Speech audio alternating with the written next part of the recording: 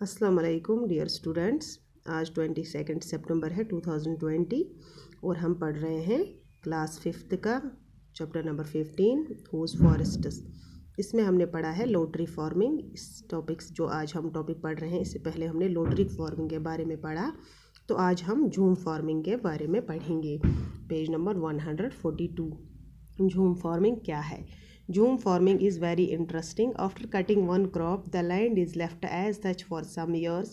Nothing is grown there. The bamboo or weeds which grow on that land are not plowed out.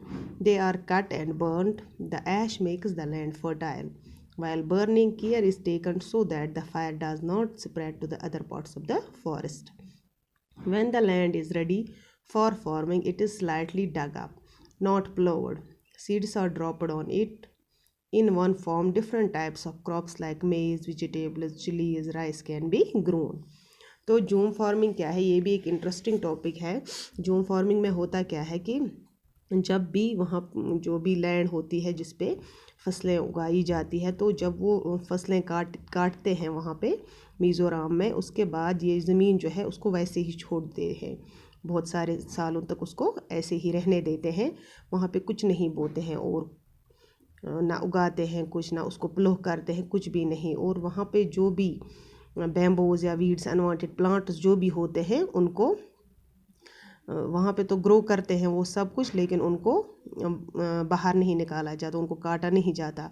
They are cut and burned. उनको फिर बाहर निकालने के बजाय उनको cut करते हैं, काटते हैं और फिर जलाते हैं बैम्बोज को और वीड्स को।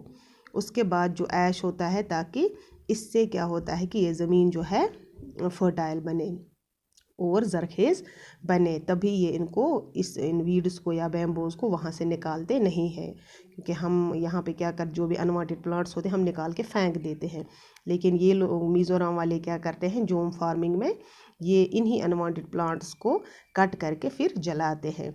लेकिन जब जलाते हैं ये ख्याल रखते हैं कि कहीं ये आग ज़्यादा फैले ना, कि किसी और जो फॉरेस्ट है जिसमें ये जलाते हैं वहाँ पे किसी और पार्ट को, यानी कि जंगल के किसी और हिस्से को आग ना लग जाए, इसका बहुत ध्यान रखा जाता है। उसके बाद जब यही ज़मीन तैयार होती है फार्मिंग के लिए, इसको फिर फ्लो नहीं करते, इसको क्या करते हैं, डग करते हैं, इसको खोदते हैं थोड़ा बहुत, फिर इसमें सीड्स डालते हैं, बीज बोते हैं।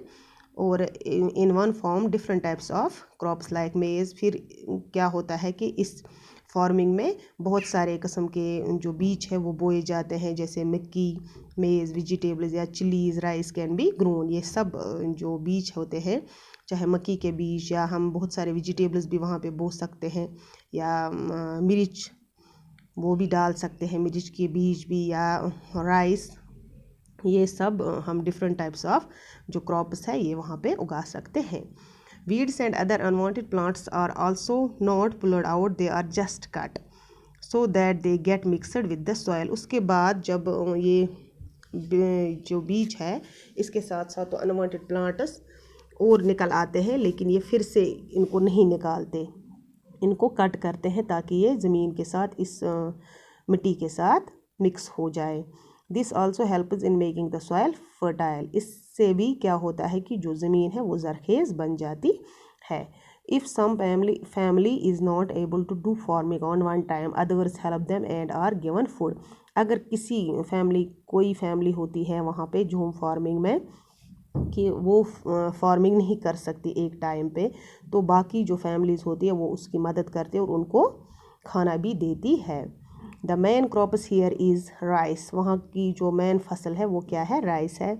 After it is cut it is difficult to take it home. जब वहाँ पे राइस काटी जाती है फिर बहुत मुश्किल होता है इनको ये घर ले जाना। क्योंकि there are no roads, only hilly paths, कि वहाँ पे रोड नहीं होते हैं ताकि ये किसी गाड़ी में इसको डाल सके और अपने घर ले जा सके।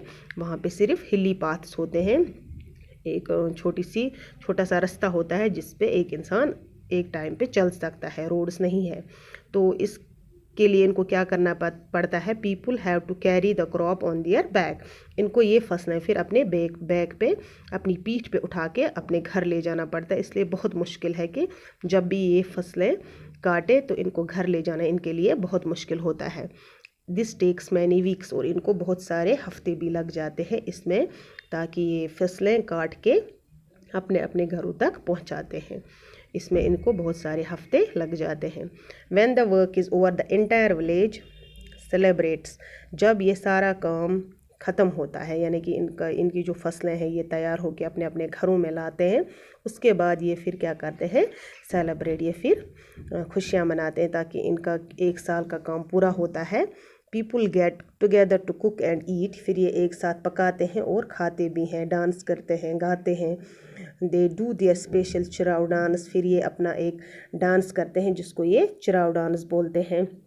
In this dance people sit in pairs in front of each other, इस डांस में क्या होता है, ये लोग जो है ये पेयर्स में बैठते हैं, जोड़ों में बैठते हैं एक दूसरे के opposite, in front of each other, एक दूसरे के सामने बैठते हैं। Holding bamboo sticks on the ground, bamboo sticks जो होती है ये ग्राउंड पे रखते हैं, यहाँ पे भी दिखाई गई है। As the drum beats the bamboos are beaten, जो ही वहाँ पे फिर ड्रम बजाए जाते हैं तो बैम्बू भी, ये बैम्बू से, ये भी इस बैम्बू से क्या करते हैं कि ग्राउंड पे इनको भी मारते हैं टू द ग्राउंड, और फिर उसके बाद ये डांस स्टार्ट करते हैं। Dancer step in and out of the bamboo sticks and dance to the beat, फिर ये इन बैम्बू, जो बैम्बू की लकड़ियाँ होती है, स्टिक्स होती है, इनको इनके अंदर कभी बाहर निकल के अपना अपना डांस करते हैं। तो ये था जूम फार्मिंग। इसी के साथ हमारा ये चैप्टर भी ख़त्म हुआ। अल्लाह हाफिज़।